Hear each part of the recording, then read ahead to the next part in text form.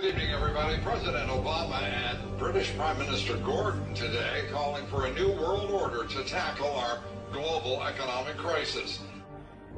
It's been a long time coming, but tonight, because of what we did on this day, in this election, at this defining moment, change has come to America. All right, folks, there's a lot going on right now. Decisions being made that are unprecedented and will have an overreaching impact on what it means to live in the United States of America. Both the Senate and the House of Representatives have just overwhelmingly passed the National Defense Authorization Act. Squeezed into this military funding bill are two provisions that give the military not just lots and lots of money, but lots and lots of power as well.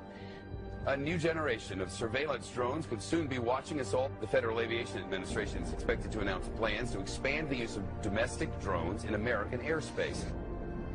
Well, get ready to look up at the sky and see drones hovering above.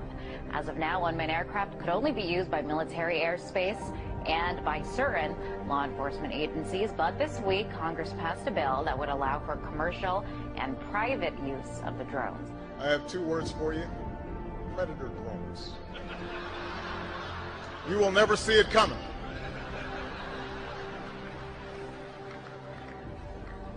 You think I'm joking? We're shopping and dining over Thanksgiving and maybe watching some football games. Big government Republicans and Democrats were busy shredding the last vestiges of the Constitution. Senators John McCain and Carl Levin want to enact a law that would declare the entire United States of America a battlefield for the military. They're talking about inserting the Army into domestic law enforcement. Senator Lindsey Graham, who supports this bill, says, quote, "The homeland is part of the battlefield, and people can be held without trial, whether an American citizen or not." The Department of Homeland Security buying ammunition, now looking to purchase another 21 million rounds of ammunition. This in addition, of course, to the 1.6 billion rounds that Homeland Security has bought in just the past 10 months. Now, to put all of this in perspective, the military used approximately 70 million rounds each year of the Iraq War. 70 million rounds in a war. If you look at what the Department of Homeland Security has been purchasing over the last year, it comes out to like 1.6 billion rounds of ammunition, more than 7,000 fully automatic assault weapons, 2,700 MRAP type vehicles, and now drones. Those are instruments of war. Department of Homeland Security's, who are they going to fight a war against? Something happened.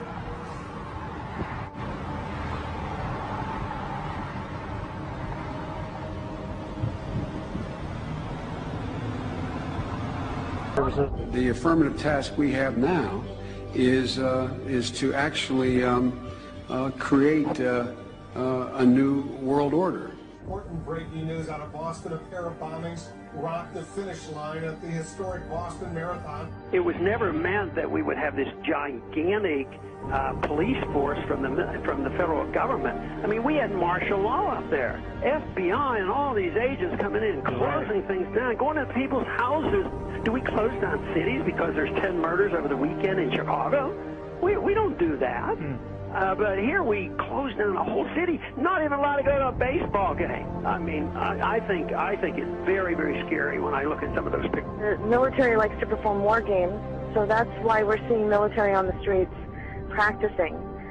They are actually practicing. The tanks that we see on the streets and the National Guard patrolling neighborhoods and the practices that they're doing with our local police department, this is all in preparation for martial law, so that when they do actually lock down the country, they've got everything secured.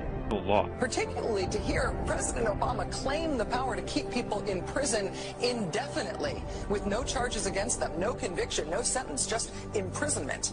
It's particularly stunning to hear him make that claim in the middle of a speech. This last week, the U.S. Congress passed a bill, which means that we have now institutionalized and codified martial law. Right now, the battle against terrorism involves all of us. Everybody in this country is a potential terrorist. We don't even understand freedom anymore. We are a country that is headed towards socialism, totalitarianism, beyond your wildest imagination. I have to tell you, I'm doing a story tonight that I wanted to debunk these Fema camps. I'm tired of hearing. You know about them? Sure. I'm tired of hearing them. I wanted to debunk them. Well, we've now for several days done research on them. I can't debunk them. I don't know anything about them. It is our government. If you trust our government, it's fine. If you have any kind of fear that we might be headed towards a totalitarian state, look out, buckle up. There's something going on in our country that is ain't good. And they find a little red dot or a little blue dot on their mailbox, and they wonder what the little red dot and blue dot is. Well, it's marking your mailbox by the government, so when foreign troops come in here on us after martial law, but if you have a blue dot, they take you to the Fema camps being built by Halliburton right now to house 50 million Americans. They're building enough concentration camps in America by Halliburton. So I'm going to tell all of you, if you have not bought ammunition, if you have not bought guns, go get them now. Go get them now, because you won't be able to get them much longer. Change has come to America. Now we're seeing a complete totalitarian takeover of the United States of America. We've been talking about this for years now. This is the police state. This is the police state. This is what a total breakdown of our society looks like. But we're seeing all of this intensify. This is all intensifying around the Second Amendment. Should we be able to own guns or not? Let's take guns away from the people. These are very big, very hardcore issues.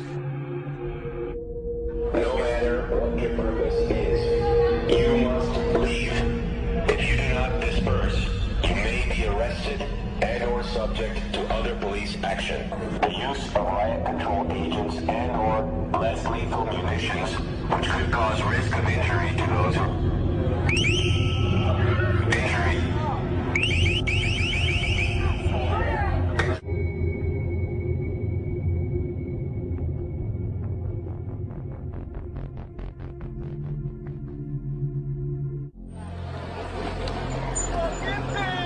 Wall of police now moving in.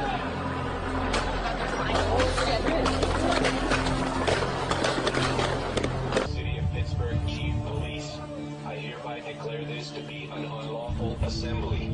I order all those assembled to